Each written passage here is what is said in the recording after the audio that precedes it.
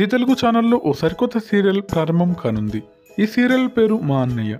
ఈ సీరియల్కి సంబంధించిన ప్రోమో కూడా రిలీజ్ చేశారు. ఈ సీరియల్ని మైత్రి మూవీ మేకర్స్ వాళ్ళు నిర్మిస్తున్నారు.